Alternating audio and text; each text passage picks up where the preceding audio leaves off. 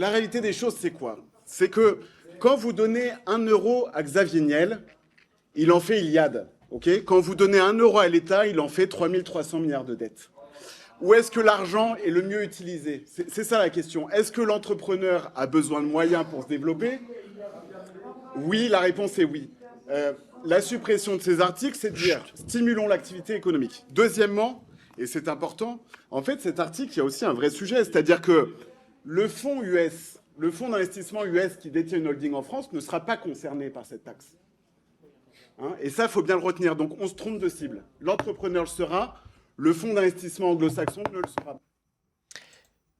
Et voilà, c'était Jérôme Verny, député de l'UDR, qui s'exprimait enfin avec du bon sens dans ce pays, parce qu'il y en a vraiment marre. Il faut comprendre que la France, c'est le pays le plus taxé du monde. Je vous mets un article à l'image.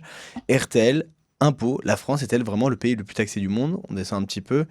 Effectivement, la France se classe en tête avec 46,1% du PIB consacré au prélèvement obligatoire. On est dans un pays semi-communiste. En réalité, c'est 46,1% du PIB consacré au prélèvement obligatoire, mais l'État dépense 58% du PIB tous les ans avec la dette. Et parce que, en fait, la dette, vous croyez que c'est de l'argent magique, c'est l'argent qu'on paye plus tard. Donc oui, on est dans un pays communiste, et les seules idées qu'il y a en ce moment à l'Assemblée nationale, c'est de taxer plus. On se rend pas compte du délire, les mecs veulent taxer toujours plus. La France, c'est aussi la championne du monde des prestations sociales. C'est un truc délirant. 32% de son PIB qui est consacré aux prestations sociales. J'en ai absolument marre de voir que toutes les seules idées qu'ont les politiques à chaque fois qu'il y a une histoire de budget, là on est en train de discuter du budget, c'est de taxer plus, de faire toujours plus d'impôts, toujours plus de taxes. Il n'y a aucun moment où ils se disent qu'on va baisser les impôts, baisser les charges, baisser les aides sociales. Oui, il faut baisser les aides sociales. Oui, il y a trop d'aides sociales en France. On ne se rend pas compte. Et ce qu'on ne rend pas compte, c'est qu'on se dit oui, mais c'est parce qu'il y a des pauvres. Plus il y a d'aides sociales, plus l'État prend d'argent, plus l'État pique l'argent des travailleurs, ben, plus le pays s'appauvrit. Les aides sociales, si ça empêchait la pauvreté, la France serait le pays le plus riche du monde. C'est pas le cas, on s'appauvrit année après année. La seule chose qui fait qu'on tient encore à peu près debout, c'est ce qui a été créé il y a 70 ans. Il y a 60 ans, c'est grâce au nucléaire, c'est grâce à la bombe atomique, c'est grâce aux industries qu'on a construites à l'époque, c'est grâce au luxe, c'est grâce à l'énergie, grâce à Total. C'est les secteurs aujourd'hui qui font tourner toute l'économie française, c'est le luxe et l'énergie. C'est l'électricité avec le nucléaire, le parc nucléaire qui a été construit sous De Gaulle puis sous Giscard. Et le Total Energy, bien sûr, qui est un des grands une des grandes capitalisations françaises. Aujourd'hui, on est en train de détruire l'entrepreneuriat. Le travail est taxé à la mort. Le travail est taxé. On a les impôts les plus élevés du monde. Voilà. Le travail est taxé. Les gens sont taxés. L'impôt sur le revenu. Les charges patronales, les charges salariales. Alors, je vais vous expliquer un truc. Il n'y a aucune différence entre une charge patronale et une charge salariale. C'est de l'argent qui sort de la poche de la boîte et qui ne va pas dans la vôtre. Donc, qu'on arrête de vous faire croire qu'il y a un salaire différé. Il n'y a rien du tout. Cet argent, il est volé. On pourrait, en supprimant... Bon, personne ne supprimera entièrement toutes les charges et taxes sur les salaires. Mais si on supprimait toutes les charges et taxes sur les salaires, on double le salaire de tous les Français. On double le salaire de tous les Français. Aujourd'hui, oui, mais la sécurité sociale, grâce aux impôts sur les salaires. Mais non, aujourd'hui, même notre système de santé est catastrophique. Notre système de santé est en train de s'écrouler parce qu'un système de santé collectiviste ne marche pas. Ça ne marche jamais. Ça marchait quand il y avait beaucoup de jeunes dans le pays, ce qui n'est plus le cas. Comme le système de retraite, ça marchait quand il y avait beaucoup de jeunes dans le pays, ça ne marche pas. Aujourd'hui, il faut s'adapter au monde réel. Le monde réel, c'est baisse des dépenses massives de l'État. Il faut baisser massivement les dépenses de l'État en commençant par la protection sociale, en bien sûr passant par l'immigration qui a un coût délirant de entre 40 et 80 milliards par an, sans compter bien sûr la déculturation du pays. Il faut supprimer l'AME, il faut supprimer les APL pour les étrangers. Vous vous rendez compte qu'on donne des APL pour les étudiants étrangers en France? Les étrangers ne devraient pas avoir le droit de toucher une seule aide sociale non contributive. Un étranger qui vient en France il ne devrait pas avoir le droit de toucher un centime. C'est délirant. Vraiment, on se rend pas compte du niveau de communisme mental de ce pays. On va écouter un deuxième extrait de Géraud Verny qui était dans la même commission. C'était hyper intéressant. Je vais le mettre tout de suite. Non mais écoutez, les bras m'en tombent. Monsieur Verny, mais s'il vous plaît. que ne faut-il pas entendre? Monsieur Verny. On a un budget qui alourdit la fiscalité de 14 milliards et j'entends que c'est de l'austérité. Mais de qui se moque-t-on? Monsieur Verny. Quel est le propos? 14 milliards d'impôts en plus et vous osez dire que c'est un budget d'austérité. Mais de qui se moque-t-on? Dans le pays le plus fiscalisé au monde, on augmente encore les impôts. Et vous Monsieur affirmez Verny parle que tout seul. cette commission est en train de saigner les Français. Mais Il faut mettre tous ces politiques au chômage. Vous les entendez hurler autour, ils sont en train de crier comme si c'était un scandale. Il dit un fait complètement réel. On va augmenter les dépenses publiques, augmenter les impôts, les taxes et les charges. Et on nous parle d'austérité. La gauche vous parle d'austérité. Mais c'est délirant. Et mon cher Lino, je te fais revenir à la caméra. On est dans un pays communiste ici. Oui, c'est vrai que les réactions, j'avais pas vu ce second extrait, donc le premier je l'avais déjà vu, mais donc elles me surprennent un peu, puisque en un sens, effectivement, je voulais revenir sur ce que tu disais avant, mais il y a comment dirais-je, un paradigme économique qui est assez intéressant, que tu connais certainement, mais dont on ne connaît pas forcément le nom.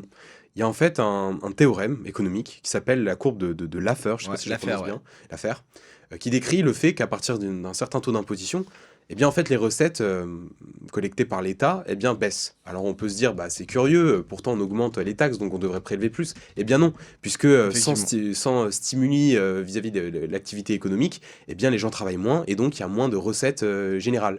Et donc, effectivement, c'est un peu ce que tu disais, pour le coup, tu as entièrement raison. C'est-à-dire que puisqu'on serait les champions du monde en termes de taxation, ben, on devrait être les champions du monde économique, au prorata de notre habitant, enfin, Exactement. notre population, etc.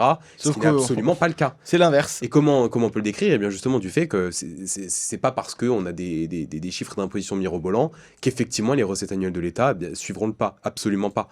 Et ce qui est toujours un petit peu bête, c'est que effectivement la conséquence de ce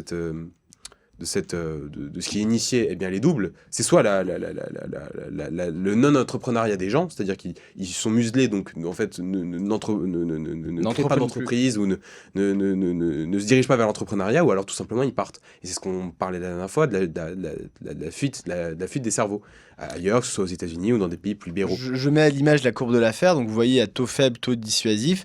Et là, on est tout en bas à droite. Hein. Donc ça veut dire l'État taxe de plus en plus et il y a de moins en moins de revenus de la taxation parce qu'il n'y a plus d'argent, c'est trop taxé, les gens arrêtent de créer de la richesse est détruite par l'État, c'est économiquement catastrophique. Et ce qui est curieux, c'est que cette prise de position, elle est absolument défendable, elle est absolument audible, et pour le coup, dans cette commission d'enquête dans laquelle était M. Géraud Verny, eh bien, on a effectivement ces cris d'orfraie un peu curieux, où on se dit, mais de quoi parle-t-on? On dirait qu'on vient de condamner, on dirait un retour de l'affaire Dreyfus, où on a des propos absolument intenables, horrible. Là, il nous dit simplement, peut-on laisser les entrepreneurs en fait être sur le marché, avoir une forme de concurrence possible et non pas spoiler. Géraud Verny, qui sait de quoi il parle, étant donné que lui-même est entrepreneur dans le domaine industriel. Il a pas une boîte de com. Même si c'est très bien des boîtes de com, j'en avais une. Mais en ce sens, ces cris d'orfraie qu'on a pu entendre, sont-ils entrepreneurs? Ont-ils déjà exercé une quelconque activité? Bien sûr que non, aujourd'hui. Sur le marché, que sais-je, la communication, l'industriel. C'est des fonctionnaires. Les députés aujourd'hui, il y a une grande partie, ce sont des fonctionnaires, des gens qui n'ont fait que vivre de l'argent public. Donc c'est vachement facile de se dire, tiens, on va taxer plus. C'est des gens qui n'ont jamais créé un euro de richesse. On a tout le temps des leçons de Breton qui a flingué toutes les boîtes dans lesquelles il a mis les pieds. Le mec on lui filait des bijoux comme Athos. Il les a flingués. Ou Boule, il les a flingués parce que ces gens sont des fonctionnaires. Et ils ne jouent pas leur peau. Ils ne jouent pas leur peau. Il y a Nassim Taleb qui explique très bien ça dans son livre Skin in the Game. Quand on ne joue pas sa peau, on ne comprend pas ni les enjeux, ni les risques, ni les dangers. Et donc on fait n'importe quoi. Mettre un haut fonctionnaire à la tête d'une boîte, c'est quasiment assurer la faillite. Il y a toujours cette blague, on dit vous donneriez le Sahara à des hauts fonctionnaires, au bout de 2 ans, ils seraient obligés d'aller acheter du sable ailleurs. Les mecs ne savent pas gérer quoi que ce soit parce que ce n'est pas Bien sûr. Leur entreprise, ce n'est pas leur argent, ce n'est pas leur vie qu'ils jouent. Ces gens sont des incompétents. En plus de chaque euro qu'on donne à l'État, chaque fonctionnaire créé en plus, c'est 2 emplois détruits dans le privé à chaque fois, 2 ou 3, ça dépend des études. Mais c'est délirant, ces gens ont une mentalité socialisto-économique catastrophique, c'est n'importe quoi. Bonjour, ça va Christophe? Bonjour, c'est sur l'enveloppe en haut. Il y a Christophe qui est notre DG qui vient de passer. Qu'est-ce que je Et tu disais sais que cette analogie, justement, dont tu venais de parler, on peut également la reprendre à travers quelque chose que vous maîtrisez tous, que vous avez déjà peut-être essayé au moins une fois dans votre vie. Eh bien, ce sont les jeux vidéo. Lorsque vous êtes dans un jeu vidéo dans lequel vous avez 3, 4, 5 vies, eh bien, en fait, elle a moins de valeur. C'est-à-dire qu'en fait, vous vous permettez de prendre des risques incommensurables, vous vous permettez d'utiliser des pouvoirs dont vous ne connaissez pas le nom, etc. Parce que vous vous dites, bah, de toute façon, j'aurai une seconde chance. Ce qui est un peu la même chose, ce qui est un peu le même paradigme, le même référentiel dans des strates, donc dans les strates de l'État. Ils ont Parce que deuxième, troisième, Parce que je dis, de quatrième, toute manière, au cinquième. pire, de toute façon, on a annuellement des recotisations qui font qu'en fait, les Et au moyens pire, on s'endettera. Voilà, oui, voilà, on déjà, il y va a augmenter la dette. l'endettement possible, et de toute façon, les fonds sont quasiment infinis. Alors que forcément, quand tu parlais de skin in the game, lorsque vous n'avez qu'une vie, comme c'est le cas dans votre vie réelle, eh bien, les risques, évidemment que vous en prenez, mais ils sont toujours mesurés. Et en plus, ce qui est toujours un petit peu particulier, c'est que, je sais pas si tu as eu l'occasion d'être déjà chef d'entreprise, moi non, puisque je Moi, suis si, évidemment oui, trop jeune, oui. mais voilà, J'étais c'est chef qu'en fait- d'entreprise pendant 8 ans, moi. Ah bah voilà. L'entreprise, lorsqu'elle est vraiment le fruit de votre travail, etc., en fait, en un sens, c'est un petit peu bizarre, mais il y a un peu une relation presque de paternité à celle-ci. C'est-à-dire qu'en fait, c'est un peu votre bébé, vous avez tout fait pour qu'elle marche, donc en fait, vous y donnez, comme tu le disais, corps et âme. Alors que pour le coup, effectivement, lorsqu'on a une relation extrêmement lointaine et qu'on se dit, bon, voilà, c'est les finances de l'État, on va en faire ceci, on va en faire cela, eh bien, effectivement, l'efficience de celle-ci n'est pas la même. Ouais, c'est délirant. Et ces gens n'ont jamais joué leur vie dans quoi que ce soit, n'ont jamais risqué leur carrière, Non, mais oui, leur bien sûr. famille. Un entrepreneur, un vrai entrepreneur, faut comprendre un truc, c'est un mec qui bosse 100 heures par semaine, qui ne fait absolument que ça, qui pendant les 2 ou 3 premières années n'arrive même pas à se payer un SMIC. Et l'État, ce qui est drôle, c'est que il est là pour vous taxer quand vous y arrivez. Par contre, si ça marche pas, vous n'aurez pas le droit aux aides, hein. Un entrepreneur, un mec qui bosse comme un chien, qui cotise aux URSSAF à hauteur de 45%, hein, à minima, s'il se retrouve au chômage, il n'a pas le droit au chômage. Tu le savais ça? Ouais, ça, je le sais. Voilà.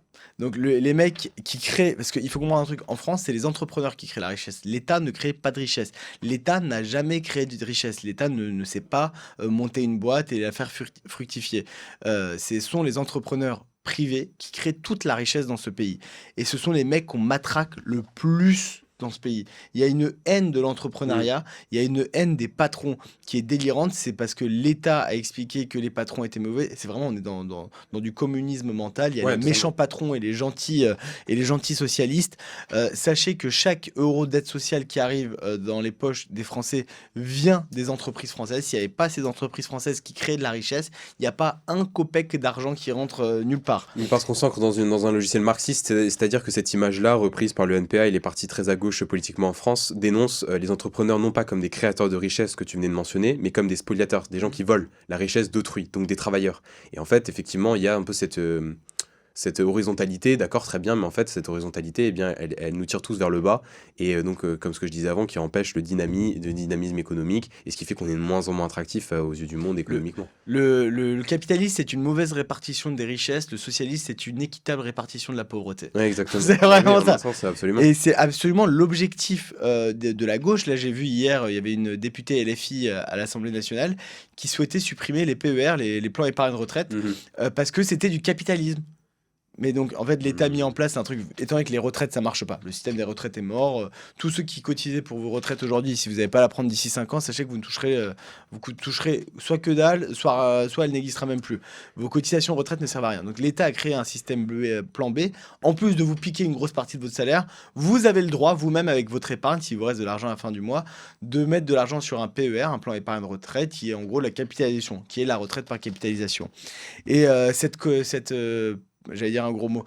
Cette députée LFI communiste expliquait qu'il fallait supprimer le PER parce que c'était un avantage fiscal pour les gens qui jouaient en bourse et qu'à la fin, c'était les millionnaires qui gagnaient. Non, c'est pour les retraités. C'est pour les retraités pour qu'ils aient une meilleure retraite à la fin. Mais c'est délirant. Ces gens sont délirants. Et j'ai réfléchi, mais je me suis dit, pourquoi est-ce qu'on voudrait empêcher les Français de toutes les classes, de pauvres, moyennes à élevées, à avoir un PER.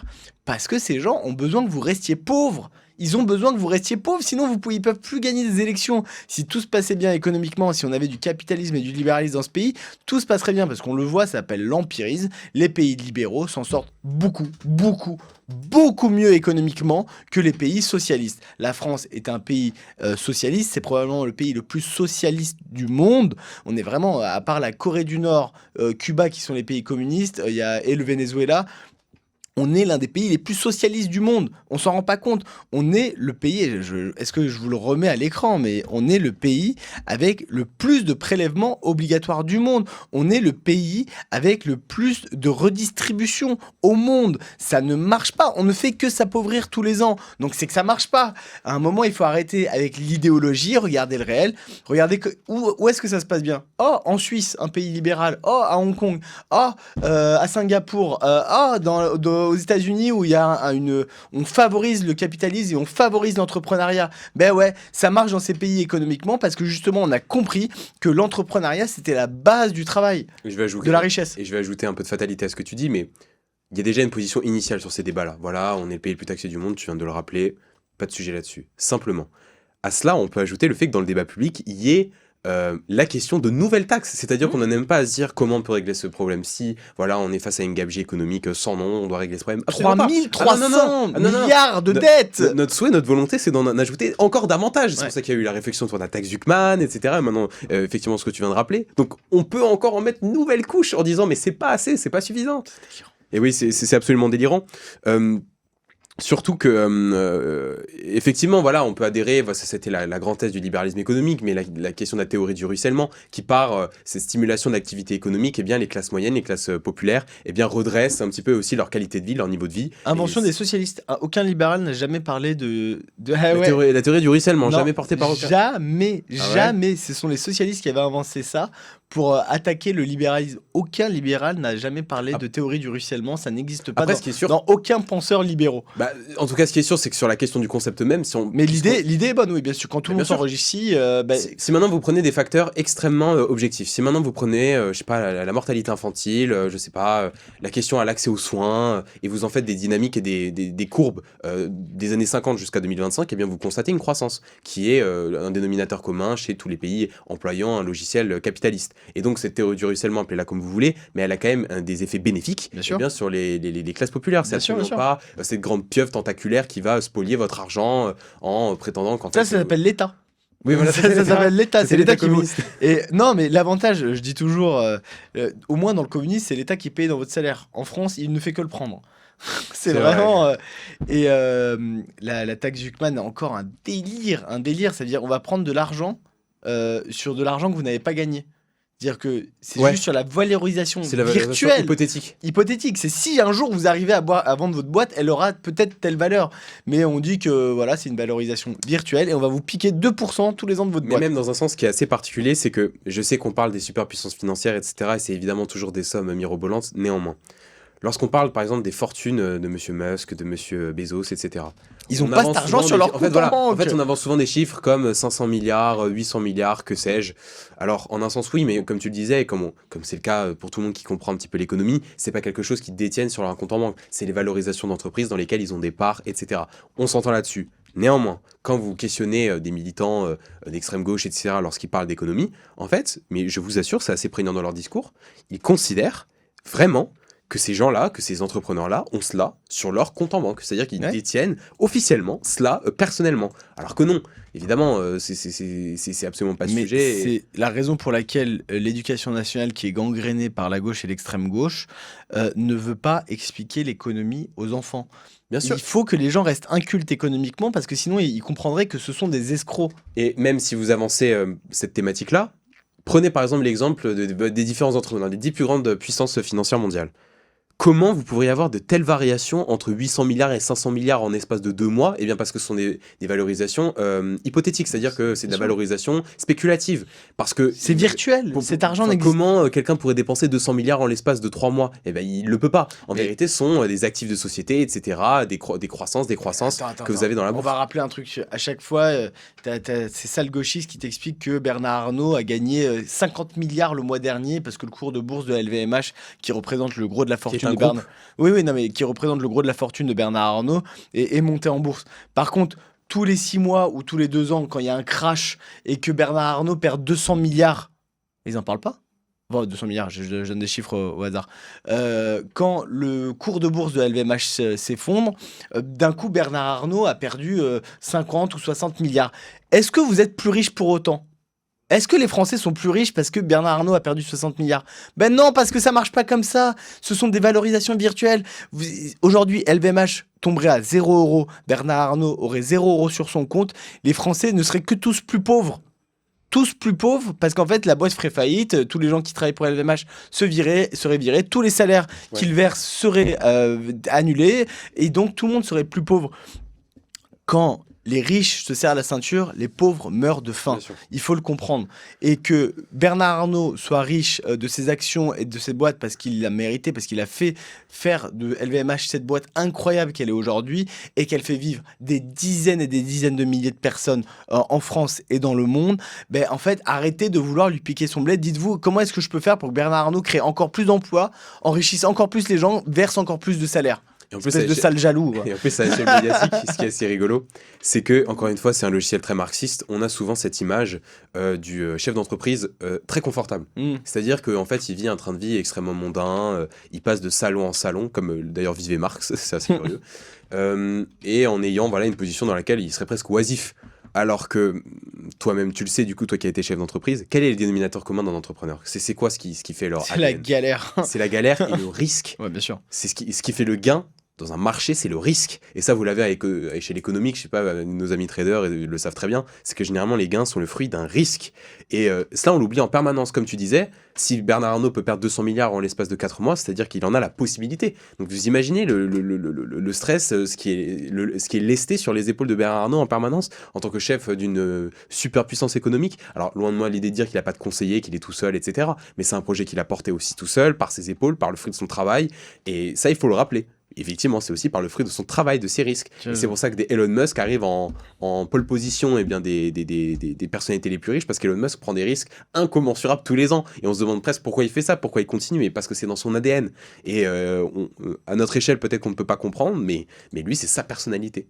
Je vous mets à l'écran, un chef d'entreprise sur 5 gagne moins que le SMIC. Un chef d'entreprise sur 5 gagne moins que le SMIC. Les mecs se crèvent, non pas parce que ils veulent payer des impôts, mais parce qu'ils ont un projet. Un chef d'entreprise, c'est un mec qui a un projet, il veut aller quelque part. Il est prêt à travailler pour un salaire ridicule dans l'espoir de faire avancer son idée, que ce soit dans le luxe, que ce soit dans la technologie, que ce soit dans le vin. Un chef d'entreprise, un entrepreneur, il faut comprendre, le mec joue sa vie. J'ai beaucoup d'amis entrepreneurs, je l'ai été aussi. J'ai vu des mecs qui ont fini en dépression parce que, alors, en général, c'est même pas à cause du business, mais à cause de l'État. Parce qu'ils reçoivent tous les 4 matins des courriers de l'administration, des contrôles. C'est vraiment, les patrons en France sont traités comme des criminels. On ne comprend pas que c'est eux qui créent toute la richesse de ce pays. Enlever les patrons, il n'y a plus de richesse, on crève tous de faim. Mais vraiment, on crève tous de faim. Les agriculteurs sont des patrons. Ouais. C'est des patrons. Les mecs qui ont des exploitations agricoles ou des éleveurs, ce sont des patrons, ce sont des mecs qui se lèvent le matin, qui se versent des salaires de misère, parce qu'en plus, tout le marché est trafiqué par l'État et par l'Union européenne à cause des, comment on appelle ça, l'aide de l'Union européenne aux agriculteurs et aux éleveurs, la PAC. À cause de la PAC, le marché est complètement trafiqué, les prix sont faussés, l'Union européenne te dit en fait ce que tu as planté et tout. C'est complètement délirant, il faudrait repasser à un système où en fait les éleveurs et les agriculteurs élèvent ce qui se vend et cultivent ce qui se vend au meilleur taux du marché. Mais tout est trafiqué, donc ça ne marche pas. Je te vois envie d'avoir envie de réagir. C'est ce que je voulais en parler. Je voulais également parler de la question des agriculteurs, parce que comme tu disais, il y a des complications économiques, mais même temporelles. C'est-à-dire que pourquoi les agriculteurs se lèvent si tôt ? Bah déjà, c'est pour effectuer le travail plus rapidement et parce que généralement les horaires sont plus pertinentes vis-à-vis de leur fonction. mais également parce qu'ils passent des heures et des heures à remplir un tas de papiers pour déclarer leur C'est à cheptel. s'ouvrir les veines. Ah C'est à ouais, s'ouvrir vraiment, les mais veines. c'est énorme. Ils en ont des classeurs remplis tous les mois dans lesquels ils doivent déclarer déjà leur parcelle de terre, leur cheptel, leurs différents Ce qu'ils animaux, ont planté, déclarer comment, à quel leur moment, état de santé, est-ce qu'ils sont en bonne santé ou non. Et en plus, lorsqu'il venait y avoir un problème quelconque, maintenant vous prenez un bétail, je sais pas, de charolais, disons. Si maintenant il y a une seule des bêtes qui serait malade, alors là, l'État, il est jupitérien. Il réclame l'abattage De tout. de tout le monde. Mm. Et puisque vous avez investi également dans ces animaux, dans ces pièces qui, évidemment, ont une valeur économique, et bien là, c'est des dizaines de milliers d'euros, mais qui sont absolument perdus. Et cette rigueur qui est absolument pas pratiquée chez des voisins européens ou même ou même en Amérique du Sud ou que sais-je, eh bien, il fait que, encore une fois, on est encore enchaîné sous la pression économique, sous la pression fiscale et même sous la pression temporelle de l'État qui nous demande encore plus de compte rendu chaque jour.